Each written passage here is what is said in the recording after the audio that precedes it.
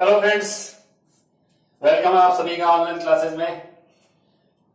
तो last class में हमने स्टडी किया था तीन टाइप्स के capacitor. First is parallel plate capacitor, second spherical capacitor और थर्ड था सिलेंड्रिकल कैपेसिटर।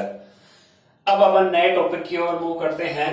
जो हमारा अगला टॉपिक है कॉम्बिनेशन ऑफ कैपेसिटर। अगर हमारे पास कोई कैपेसिटर है तो उनको अपन कैसे कंबाइन कर सकते हैं। 1 सेकेंड।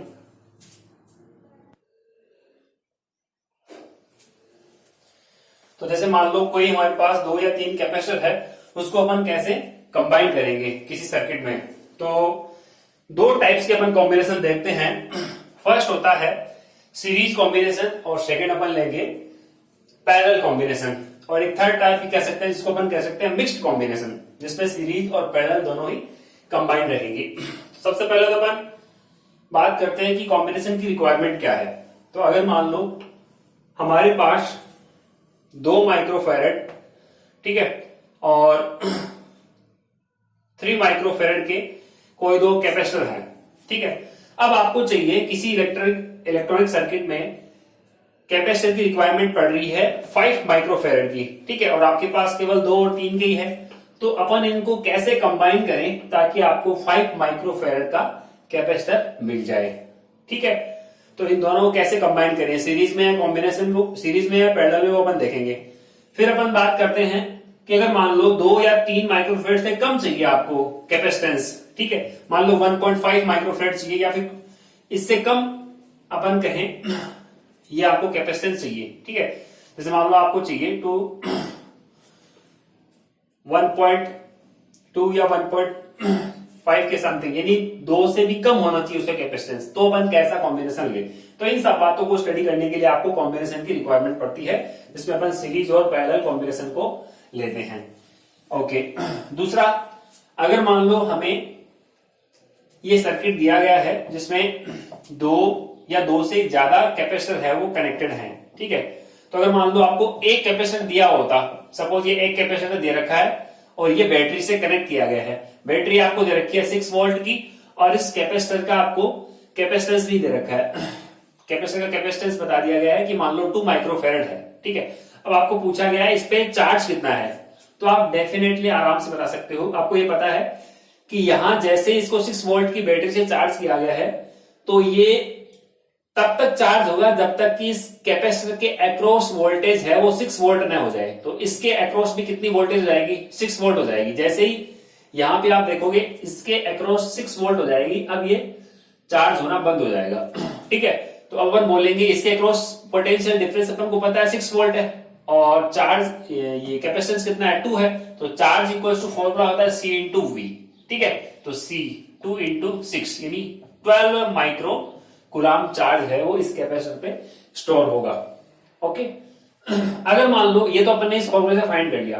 अगर मान लो आपको यहां दे दिया ये 6 वोल्ट की बैटरी है और इसको 2 माइक्रोफैरड और 3 माइक्रोफैरड के 2 कोई कैपेसिटर है वो कनेक्टेड है सीरीज में। अब आपको पूछ लिया गया कि इन पे चार्ज कितना है, तो इसके लिए अब आपको इसका एक इक्विवेलेंट सर्किट चाहिएगा जिससे आपको इसका कंबाइंड फॉर्म, यानी इन दोनों का ही आपने क्या कर दिया, कंबाइन कर दिया और इस एक कैपेसिटर बना दिया। अब उसका कैपेसिटेंस कितना होगा उसके बाद में आप चार्ज है वो ईच कैपेसिटर पे फाइंड कर सकते हो। तो प्रत्येक कैपेसिटर पे चार्ज फाइंड करने के लिए आपको एक कैपेसिटेंस की रिक्वायरमेंट होती है जिसे अपन बोलते हैं इक्विवेलेंट या इफेक्टिव कैपेसिटेंस। दोनों ही नाम से इसको बोला जाता है, इफेक्टिव या फिर इक्विवेलेंट कैपेसिटेंस। तो इन दोनों का इक्विवेलेंट कैपेसिटेंस क्या है वो अपन फाइंड करेंगे। तो सबसे पहले अपन बात करते हैं कि हमें रिक्वायरमेंट क्यों पड़ी। तो हमें पता लग गया कि या तो किसी भी इलेक्ट्रॉनिक सर्किट में आपको कैपेसिटेंस ज्यादा चाहिए या फिर कम चाहिए, तो अपन कॉम्बिनेशन का रिक्वायरमेंट पड़ती है। या फिर अपन देखें कि इफेक्टिव कैपेसिटेंस कितना है, उनको अपन कैसे फाइंड करेंगे इस कॉम्बिनेशन से। तो सबसे पहले अपन बात करते हैं कॉम्बिनेशन ऑफ कैपेसिटर में 2 टाइप्स में। फर्स्ट टाइप है सीरीज कॉम्बिनेशन। तो सीरीज कॉम्बिनेशन की सिंपल सी डेफिनेशन क्या होगी, यहां पे आप देख रहे हो ये कैपेसिटर की ये पॉजिटिव प्लेट है, इस पे पॉजिटिव चार्ज है, इस पे नेगेटिव, इस पे पॉजिटिव नेगेटिव, यानी यहां हमने जैसे इसको चार्ज किया यहां हो गया माइनस चार्ज इंड्यूस, ठीक है। यहां माइनस है तो यहां प्लस इंड्यूस हो गया। ऐसे ही सिमिलरली ये प्लस यानी इनर सरफेस पे प्लस है तो यहां माइनस, प्लस माइनस ऐसे, ये चार्ज है वो इंड्यूस हो गए हैं यहां। ठीक है, अब इस कैपेसिटर के अक्रॉस आप पोटेंशियल डिफरेंस मान लीजिए कितना है V1, इसके अक्रॉस अपन मान लेते हैं कितना है V2, और इसके अक्रॉस मान लेते हैं कितना है V3। तो अपन डेफिनेशन पे आते हैं कि सीरीज कॉम्बिनेशन किसको कहेंगे। अगर एक कैपेसिटर की जो नेगेटिव प्लेट है वो नेक्स्ट कैपेसिटर के पॉजिटिव प्लेट से अगर कनेक्ट है तो ऐसे कॉम्बिनेशन को अपन क्या बोल सकते हैं, सीरीज कॉम्बिनेशन। मतलब इसमें किसी पर्टिकुलर कैपेसिटर का सीधा सीधा कनेक्शन नहीं होता बैटरी के साथ में। देख लो आप, इसकी एक प्लेट ही कनेक्ट है बैटरी के साथ में, दूसरी तो किसके साथ कनेक्ट है, अगले के पॉजिटिव से, इसकी नेगेटिव अगले के पॉजिटिव से, और इसकी नेगेटिव इसके साथ कनेक्ट है। तो ये जो कॉम्बिनेशन कहलाता है इसको अपन सीरीज कॉम्बिनेशन बोलते हैं।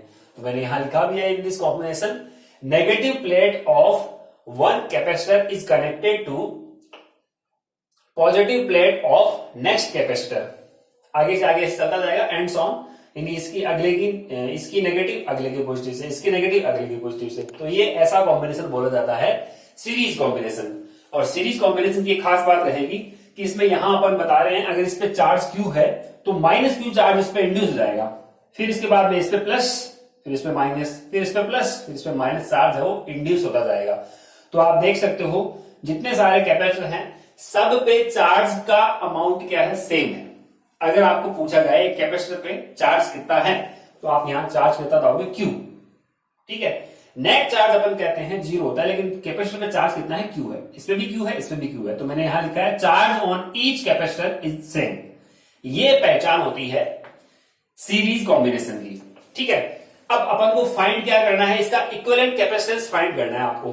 ठीक है, तो हमें ये भी पता लग गया कि हमने इसको कॉम्बिनेशन क्यों किया है, ज्यादा वैल्यू प्राप्त करनी है या फिर कम वैल्यू प्राप्त करनी है। सेकंड, आपको इन कैपेसिटर पे चार्ज का अमाउंट होगा कितना वो अपन फाइंड कर सकते हैं। ठीक है ना, तो पहले अपन यहां इक्विवेलेंट कैपेसिटेंस फाइंड करने जा रहे हैं। तो आप देख रहे हो 3 कैपेसिटर है वो V वोल्ट की बैटरी से सीरीज में कनेक्टेड है, और इन तीनों के across potential difference V1, V2, V3 है रेस्पेक्टिवली। अब अपन यहां से आगे मूव करते हैं और सबसे पहले अपन बताएंगे, अगर हमने कहा कि इन तीनों का आपको इक्विवेलेंट कैपेसिटेंस फाइंड करना है, इसका मतलब जो हमारा सर्किट बनेगा उसमें केवल एक कैपेसिटर रहेगा और इन तीनों का जो इफेक्ट होता है वो इसके अकेले के इफेक्ट के इक्वल रहेगा। यानी ये V पोटेंशियल यहां है तो यहां इसके अक्रॉस भी पोटेंशियल कितना होगा, V होगा। तो आप बता सकते हो कि यहां से जो ये V पोटेंशियल डिफरेंस है वो A और B पॉइंट के बीच में भी कितना रहेगा, V ही रहेगा। इसका मतलब V की वैल्यू किसके इक्वल रहेगी, V1 plus V2 plus V3। तो यहां पर मैं लिखता हूं नेट पोटेंशियल या पोटेंशियल डिफरेंस बोल दो बोली, total potential, total potential across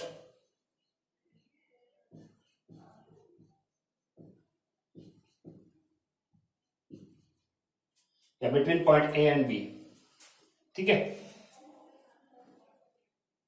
अब आप यहां से बोलोगे V इक्वल्स टू क्या बनेगा, ये V1 plus V2 plus V3। इसको आप किस नंबर डाल दो 1। उसने क्या कि जो इसके अक्रॉस पोटेंशियल डिफरेंस है वही ये वाला है, तो इसके अक्रॉस कितना है V1 plus V2 plus V3, वो हमने यहां नोट कर दिया। अब आप यहां से बताओगे, अच्छा ये जो कैपेसिटर है इसका कैपेसिटेंस आपको गिवन है वो है कितना C1, इसका गिवन है कितना है C2, और इसका भी कैपेसिटेंस गिवन है कितना है C3, ये आपको गिवन है। अब आपको पहले V1, V2, V3 की वैल्यू अपन फाइंड कर लेंगे। तो पोटेंशियल डिफरेंस अक्रॉस अपन डिफरेंट कैपेसिटर के लिए इनके पोटेंशियल डिफरेंस बता देंगे। ठीक है, तो यहां से मैं लिखता हूं पोटेंशियल डिफरेंस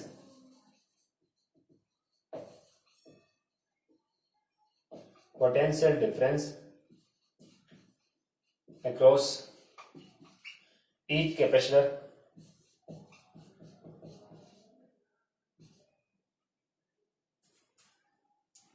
कितना रहेगा, वो V1 इक्वल टू क्या बनेगा, V1 इक्वल टू फॉर्मूला क्या होता है आपको पता है, सिंपल सा formula Q equal to CV होता है। तो V इक्वल टू क्या बनेगा, Q अपॉन C।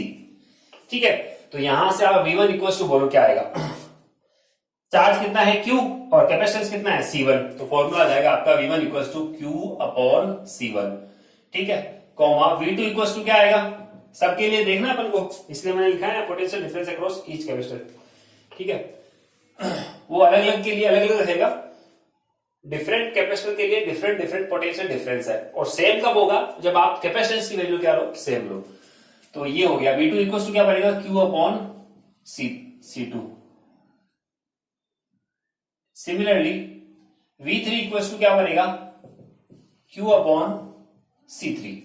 ओके, अब आप यहां से एक चीज देख रहे हो कि ये जो पोटेंशियल डिफरेंस है वो कैपेसिटेंस के इनवर्सली प्रोपोर्शनल है।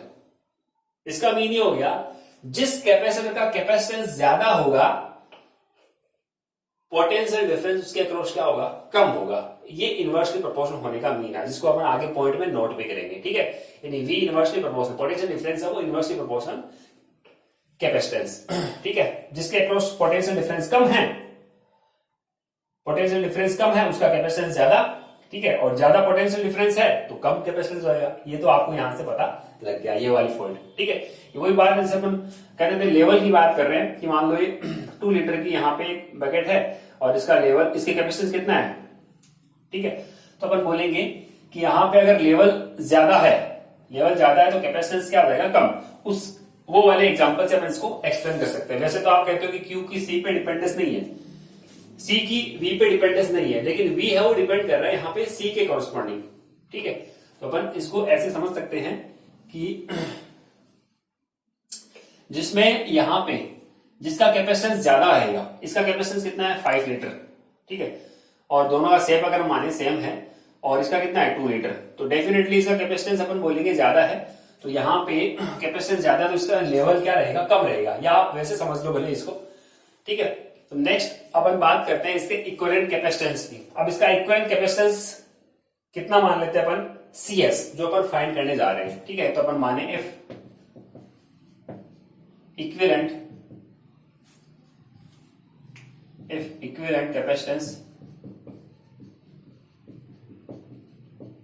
कैपेसिटेंस ऑफ सर्किट, या सीधा बोल दो equivalent capacitance of circuit is CS, then आप बता सकते हो यहां से CS की वैल्यू क्या रहेगी, CS equals to Q upon V। अपन इसको ऐसे माने, इन तीनों का इफेक्टिव एक कैपेसिटर ले ले और उसका इफेक्टिव कैपेसिटेंस या फिर इक्विवेलेंट कैपेसिटेंस मान ले CS है, तो आप CS को आप क्या लिख सकते हो, CS को अपन लिख सकते हैं कि उस पर चार्ज कितना है उस कैपेसिटर पे Q, और पोटेंशियल डिफरेंस कितना है उसके अक्रॉस V, तो आप इसको Q अपॉन V लिख सकते हो। तो यहां से आप लिख दो V इक्वल टू क्या बन गया, Q अपॉन CS। ठीक है, इसको इक्वेशन नंबर अपन दे देंगे 2 और इसको इक्वेशन नंबर 3। अब आप बोलोगे फ्रॉम इक्वेशन 1। अब देखो 2 और 3 से जो वैल्यू है वो आप इक्वेशन नंबर 1 में पुट कर दो। ठीक है, तो आप इसको लिख भी सकते हो ऑन पुटिंग वैल्यू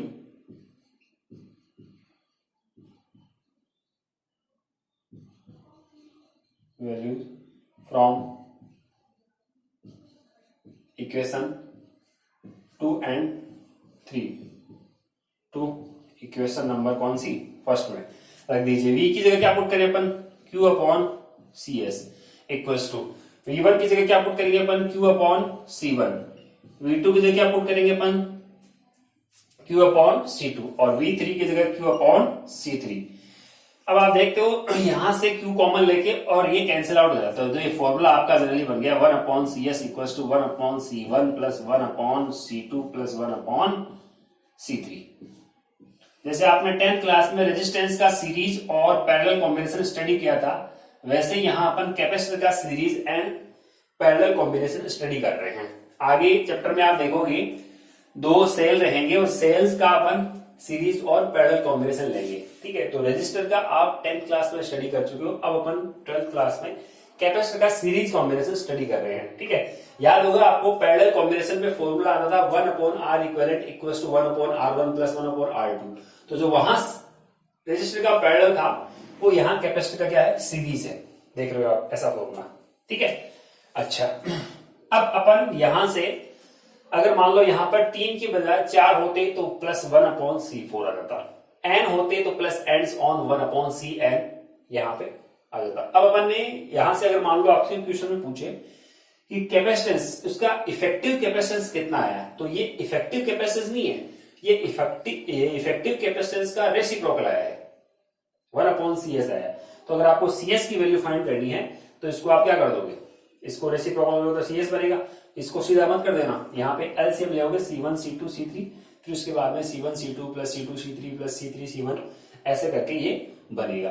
ठीक है ना, तो इसको यहां तक अपन नोट करेंगे, फिर इसके बाद में कुछ इंपॉर्टेंट पॉइंट्स अपन लेते हैं। ठीक है, इंपॉर्टेंट फैक्ट्स।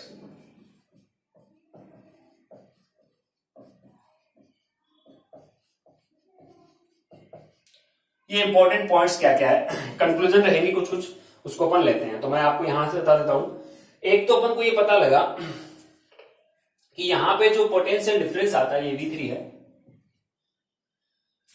ये किसके इनवर्सली प्रोपोर्शनल होता है, उस कैपेसिटर के कैपेसिटेंस के इनवर्सली प्रोपोर्शनल होता है। एक बात तो हमें ये पता लग गई। ठीक है, अच्छा दूसरा आप देखना, अगर मान लो यहां पर 3 की बजाय 2 ही होते तो आप बताओ इक्विवेलेंट कैपेसिटेंस क्या आता। तो फॉर्मूला आपका रहता 1/CS equals to 1/C1 plus 1/C2।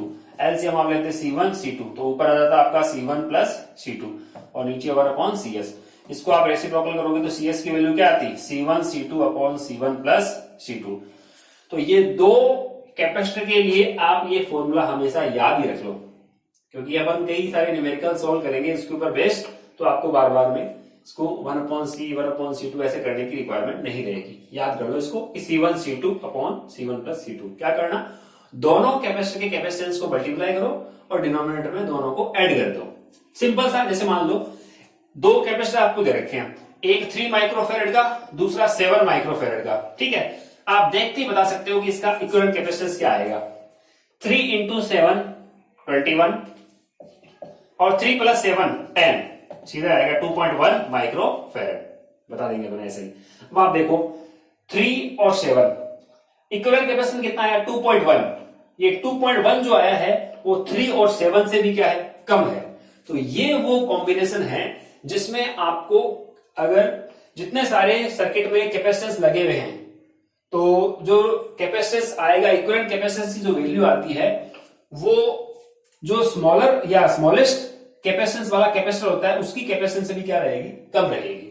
ठीक है, आप कैसे भी कर लो, भले यहाँ पे कितने भी कैपेसिटेंस अपन ले सकते हैं, जो इक्विवेलेंट कैपेसिटर आएगा उसकी वैल्यू स्मॉलेस्ट से भी क्या होती है, कम ही होगी। ठीक है, जैसे एग्जांपल के फॉर्म में अगर हम ले कि 2 कैपेसिटर हमने ले लिए,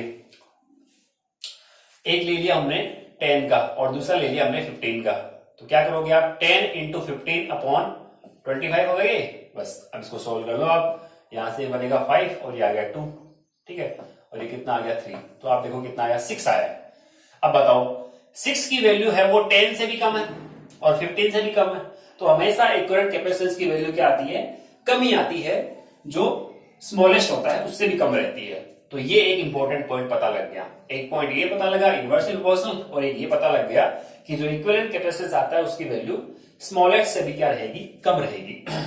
अच्छा, और कौन से पॉइंट हमको पता लगे तो वो भी अपन देखते हैं, उन सभी को अपन नोट करेंगे उन पॉइंट्स को। ठीक है, अच्छा एक और पॉइंट अपन लेंगे यहाँ पे, अगर मान लो 2 ऐसे कैपेसिटर है जिनका कैपेसिटेंस सेम है, जैसे मान लो यहाँ पे हमने 2 कैपेसिटर कनेक्ट कर रखे हैं, ये भी 6 माइक्रोफेरेड का है और ये भी 6 माइक्रोफेरेड का है।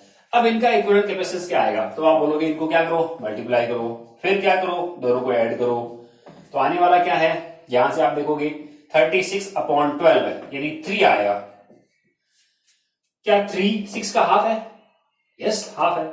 इसका मतलब आप सीधा क्या करोगे, यहां पे अगर हम 2 की बजाय 3 ले लें अपन, तो इसको अपन जनरलाइज कर देते हैं। अब जनरलाइज करके देखो कैसे माने कि अगर C कैपेसिटेंस के N कैपेसिटर सीरीज में कनेक्टेड है तो इक्विवेलेंट कैपेसिटेंस का फॉर्मूला आपको सीधा ध्यान में रखना है, CS इक्वल्स टू आएगा C/N। ये इंपॉर्टेंट बात है, ध्यान में रखना है इसको हमेशा। ठीक है, देखो 6 माइक्रोफेरेड के थे, दोनों के दोनों सेम है, तो मैंने यहां लिख दिया 6। कितने कैपेसिटर थे, 2 थे, तो यहां से सीधा आ गया 6/2 इक्वल्स टू 3। ऐसे आपसे पूछे कि 8 माइक्रोफेरेड के 3 कैपेसिटर कनेक्ट हैं, तो यहां पे लिखोगे 8 और यहां आ गया 3, सीधा सिंपल। कितना 8 माइक्रोफेरेड के 3 थे तो उसको 3 से डिवाइड कर दिया, सीधा सिंपल, और कुछ भी नहीं है इसमें। 10 माइक्रोफेरेड के 12 कैपेसिटर है तो 10/12, जितने कैपेसिटर है उससे आप डिवाइड कर दो, सिंपल, C/M, ये फॉर्मूला आ जाएगा, ठीक है ना। तो इसको आप सीधा रिजल्ट को ध्यान में रखोगे।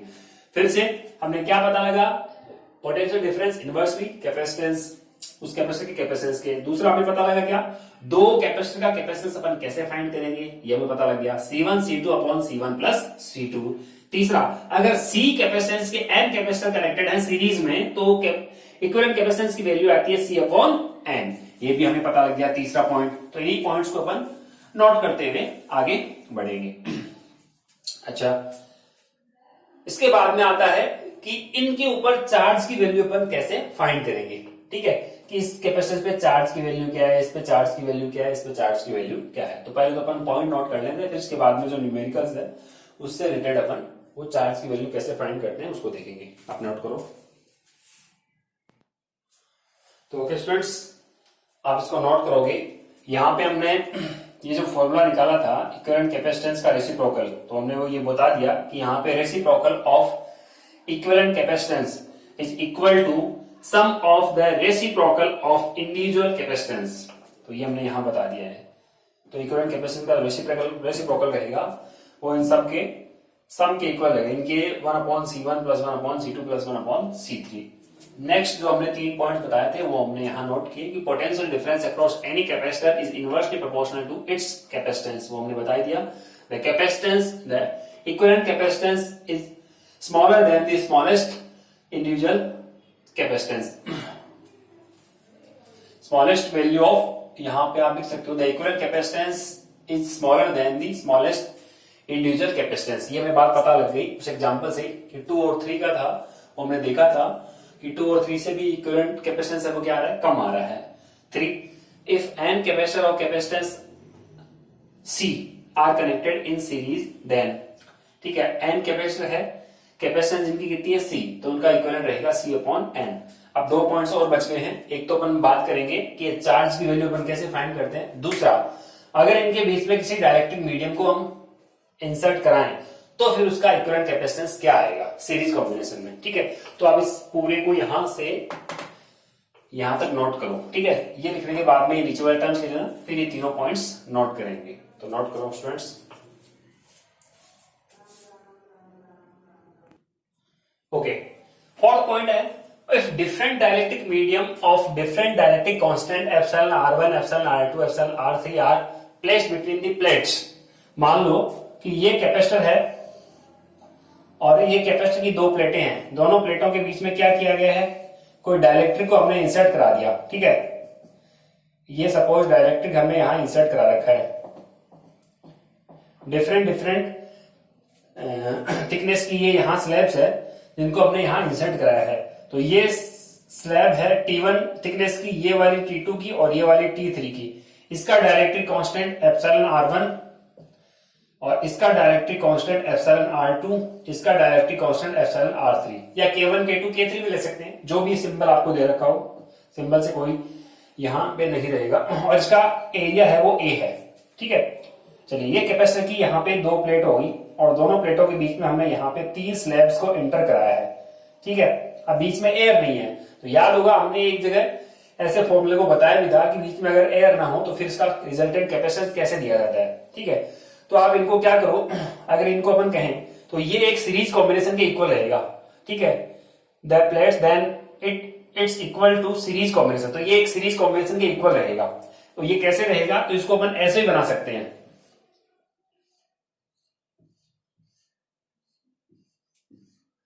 इसी कॉम्बिनेशन को अपन ऐसे भी बना सकते हैं, ठीक है। ये एप्सिलॉन R1 यहां पे रहेगा, ये एप्सिलॉन R1, ये एप्सिलॉन R2 और ये एप्सिलॉन R3। वो ये T1 थिकनेस है, ये T2 थिकनेस है और ये T3 थिकनेस है, ठीक है। तो इनका इक्विवेलेंट कैपेसिटेंस कितना आएगा, तो इनका इक्विवेलेंट कैपेसिटेंस हम बताएंगे यहां से। अगर इसका अगर आपसे पूछे तो कितना आएगा, C1 इक्वल्स टू ये एप्सिलॉन R1 टाइम्स हो जाता है, ठीक है, A epsilon not upon D। अब वो D कितनी है, T1। इसका कितना आएगा, epsilon R2 A epsilon not upon T2, epsilon R3 A epsilon not upon T3, ऐसा आप यहाँ पे लिख दोगे। ठीक है, अगर इनका सीरीज कॉम्बिनेशन देखना है तो आप यहां से देखोगे तो ये क्या आएगा, अपन को पता है कि 1/C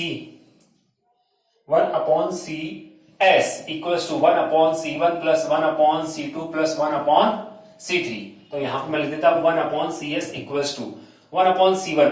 C1 की वैल्यू कितनी है, एप्सिलॉन R1, मैं यहां नोट कर रहा हूं epsilon R1 A epsilon not upon T1 plus 1 यहां कितना आएगा epsilon R2 A epsilon not upon T2। Similarly यहां आएगा 1 epsilon R3 A epsilon not upon T3।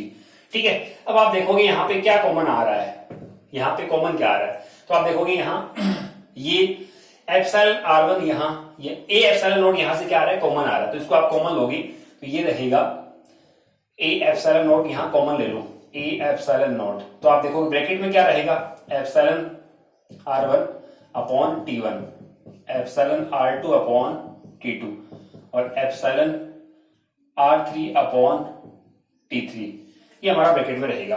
अब आपको CS चाहिए तो CS कैसे फाइंड करेंगे, इसका रेसिप्रोकल कर दो CS, इसको रेसिप्रोकल करेंगे तो ये A एप्सिलॉन नॉट क्या हो जाएगा, ऊपर चला जाएगा, तो ये जो डिनोमिनेटर में टर्म्स है वो सारी कहां चली गई, ऊपर चली गई। ठीक है, तो इसको अपन क्या लिखेंगे, यहां से A एप्सिलॉन नॉट को हमने क्या किया, कॉमन लिया, तो यहां ये 1 में बच रहा है। ठीक है, 1 में इसके रहेगा, अच्छा ये गड़बड़ कर दी हमने, यहां से ये प्लस का साइन था ना, प्लस का साइन था तो इसको पहले ऊपर, इसको ऊपर ट्रांसफर कर दे अपन, यहां से कितना बनेगा T1 epsilon R1 A epsilon not और ये बनेगा T2 epsilon R2 A epsilon not. ठीक है, और ये बनेगा T3 epsilon R3 A epsilon not, सीधा अपन कॉमन ले सकते, बीच में प्लस का साइन था। ठीक है, तो यहां से अब आप कॉमन बोलो क्या आएगा, 1/CS equals to 1/A epsilon not. अब ये कॉमन आ गया है, तो अब बताओ यहां पे क्या बचेगा, ये T1 एप्सिलॉन R1। ठीक है, यहां से अपन ये वाले टर्म्स कॉमन ले रहे हैं, तो अब इसको पूरे को ब्रैकेट में अपन लिखेंगे T2 epsilon R2 plus T3 epsilon R3। Okay, यहां से हमने कुछ भी नहीं किया, A एप्सिलॉन नॉट को कॉमन ले लिया है, तो 1/CS। अब आप इसको रेसिप्रोकल कर दो, क्योंकि आपको CS चाहिए तो इसका इक्विवेलेंट कैपेसिटेंस आएगा, इसको रेसिप्रोकल किया तो इसको भी उल्टा कर दो। ठीक है, तो ये A एप्सिलॉन नॉट तो रहेगा ऊपर, और ये जो पहले यहाँ पे इसके मल्टीप्लाई में ये ऊपर है टर्म, इसको अपन कहां ले आएंगे, नीचे, तो यह देगा T1 एप्सिलॉन R1 जोड़ T2 एप्सिलॉन R2 जोड़ T3 एप्सिलॉन R3। अगर आपने ध्यान से स्टडी किया है उस लेक्चर को तो आपको पता लग जाएगा कि ये वाला फॉर्मूला अपन पहले स्टडी कर चुके हैं। जब यहाँ बीच में कोई एयर नहीं है तो ये मैंने कहा था कि वहां D- हो जाएगा, और वो वाला पहले वाला टर्म और 0 होके फिर ये बनता है। आप उसको लेक्चर को दोबारा से देखना है, आपने नोट कर रखा है, उसी नोट्स को आप दोबारा से स्टडी करोगे तो ये फॉर्मूला आपको मिल जाएगा। ठीक है, इसका मीन ये हो गया कि वहां हम जो ये बता रहे थे कि वहां कोई एयर नहीं है, वो डायग्राम अब इस सीरीज कॉम्बिनेशन के इक्विवेलेंट हो गया है। तो अगर आपसे बोले ऐसे अगर आपको दे रखा है तो उसका सीरीज कॉम्बिनेशन से कैपेसिटेंस कितना आएगा, ये वाले फॉर्मूले के अकॉर्डिंग अपन बता सकते हैं। ठीक है, तो ये सीरीज कॉम्बिनेशन ही माना जाएगा। कई बार स्टूडेंट को समझ में नहीं आता तो ये क्या, कई बार ऐसे देते हैं डायग्राम को। ठीक है, उससे कोई फर्क नहीं पड़ेगा, आपको क्या करना है, कैपेसिटर की 2 प्लेट है, एक ये वाली, एरिया दोनों का सेम ही है। ठीक है, यहाँ एप्सिलॉन R1 है, यहाँ एप्सिलॉन R2 है, यहाँ एप्सिलॉन R3 है। ठीक है, तो उससे क्या फर्क पड़ता है, उसको आप ऐसे मान लो चाहे ऐसे मानो, ये भी सीरीज कॉम्बिनेशन है तो ये भी सीरीज कॉम्बिनेशन है। गड़बड़ कब हो जाती है कि जब यहां मानो ऐसा माना हमने, ठीक है, अब यहां हमने दूसरा डायरेक्टिव भरा और नीचे दूसरा भर दिया, अब ये सीरीज कॉम्बिनेशन नहीं है, ये आप आगे जाके स्टडी करोगे, ये वाला पैरेलल कॉम्बिनेशन बनेगा। ठीक है, तो उसको अपन आगे लेंगे। तो अगर प्लेट का एरिया सेम है, चार्ज सेम है, तो अपन यहाँ पे क्या बोल रहे हैं, ये सीरीज कॉम्बिनेशन बोला जाता है। तो यहाँ चार्ज सेम है, ठीक है, सबका एरिया क्या है, ए है, ये डायरेक्टली हमने फिल कर रखा है, तो ये भी सीरीज है और वो भी सीरीज है। ठीक है, अब इसमें चार्ज वाला और बाकी रह गया कि चार्ज अपन कैसे फाइंड करते हैं। तो आप यहां से इसको 4th नंबर पॉइंट को पूरे को नोट करोगे, यहां आप 4th नंबर पॉइंट लगाओ और इसको पूरे को नोट कर लो। यहां मैंने लिखा नहीं है, वो आप लिख सकते हो कि C2 की वैल्यू क्या आएगी, A epsilon not upon T2, और ये कितना टाइम्स हो जाएगा, epsilon R2 times. Similarly C3 की वैल्यू कितनी आएगी, A epsilon not upon T3, और ये कितना टाइम्स, एप्सिलॉन R3 टाइम्स। ठीक है, तो C1 C2 C3 की वैल्यू हमने इस इक्वेशन में रख दी है, तो आपको ये मिल गया। यहाँ क्या किया है, यहाँ हमने T1 ये डिनोमिनेटर में था, ये ऊपर आ गया, T1 T2 T3। यहां से कॉमन हमने क्या लिया, ये वाले टर्म्स को हमने कॉमन ले लिया, ए एप्सिलॉन नॉट को हमने यहाँ कॉमन ले लिया है, और ये ब्रैकेट में बच गया है। सीधा अपन कॉमन यहां से लेके वो वाले टर्म्स नहीं बना सकते थे, ठीक है ना, क्योंकि ये इसके प्लस के साथ है, इसके प्लस के साथ है, इसलिए अपन नहीं कर पाए। ये तरीका सही रहेगा और आपका फाइनल आंसर ये आ जाएगा। ठीक है, तो नोट कर लो। ओके स्टूडेंट्स, लास्ट में अपन कुछ न्यूमेरिकल्स कैसे आते हैं वो अपन देख लेते हैं। तो समय के थोड़ा अभाव है, इसलिए अपन थोड़ा इसको जल्दी से देखते हैं कि आपको कोई दो कैपेसिटर दे रखे हैं, इसका कैपेसिटेंस 2 माइक्रोफेड, इसका 3 माइक्रोफेड है। ठीक है, और इसके अक्रॉस पोटेंशियल डिफरेंस V1, इसके अक्रॉस पोटेंशियल डिफरेंस V2 है। ठीक है, और ये बैटरी 6 वोल्ट की बैटरी से इसको चार्ज किया गया। ठीक है, अब आपको पूछा गया है कि V1 V2 की वैल्यू क्या होगी, और दूसरा आपसे पूछा गया है चार्ज की वैल्यू क्या होगी। इन कैपेसिटर में चार्ज क्या है, तो कैपेसिटर में चार्ज का formula Q equal to C into V पता है हमें, V की वैल्यू पता है, लेकिन C इक्विवेलेंट नहीं पता, तो यहां से C इक्विवेलेंट की वैल्यू फाइंड कर लो। तो Q equal to C equivalent, बोलो, ये दोनों के दोनों सीरीज में है, तो आपको पता है 2 इंटू 3 पहले से पता है, 2 इंटू 3 अपॉन 2 प्लस 3, इसका मीन्स क्या हो गया 6 अपॉन 5, तो ये तो हो गया 6 अपॉन 5, यानी इक्विवेलेंट कैपेसिटेंस आ गया इनका 6 अपॉन 5 इंटू ये कितना है 6, तो आपका आंसर आएगा 36 अपॉन 5। अब इसको आप डिवाइड कर दो तो ये वैल्यू आ जाएगी आपकी 7.2 माइक्रो कूलम। ठीक है, यहां पर हमने जो ये लिखा है 6 अपॉन 5, ये माइक्रोफेरेड है, माइक्रोफेरेड है, इसका मीन्स 10 टू द पावर -6 है यहाँ पे, तो ये आ जाएगा फाइनल आंसर आपका माइक्रो कूलम। ठीक है ना, ये -6 तो रहेगा ही रहेगा यहाँ पे, 36 × 10 टू द पावर -6, इसका मीन्स 7.2 माइक्रो कूलम। प्रत्येक कैपेसिटर पे चार्ज कितना रहेगा 7.2 माइक्रो कूलम। ठीक है, अब आपको पूछा गया है कि V1 की वैल्यू फाइंड करो, तो V1 की वैल्यू कैसे फाइंड करेंगे, V1 इक्वल टू फॉर्मूला होता है Q अपॉन C1, और V2 इक्वल टू फॉर्मूला होता है Q अपॉन C2। तो Q की वैल्यू कितनी है 7/2, C1 की वैल्यू कितनी है 2 माइक्रोफेरेड, यहां भी माइक्रो है माइक्रो, तो माइक्रो से माइक्रो क्या हो गया कैंसिल आउट, तो इसकी वैल्यू कितनी आएगी 3.6 वोल्ट। Q की वैल्यू 7.2 और C2 की वैल्यू कितनी है 3। ठीक है, तो इसको आप यहां से सॉल्व करोगे तो ये आपका बन जाएगा कितना 2.4 वोल्ट। दोनों को ऐड करके देख लो, यहां से आप क्या मिल रहा है आपको 6 वोल्ट मिल रहा है, यानी इसके अक्रॉस पोटेंशियल कितना है 3.6 वोल्ट, और इसके अक्रॉस पोटेंशियल डिफरेंस कितना है 2.4 वोल्ट। तो क्या क्या फाइंड करना था, चार्ज फाइंड करना था, कर लिया हमने इक्विवेलेंट कैपेसिटेंस फाइंड करके, फिर फाइंड करना था V1 V2, वो भी हमने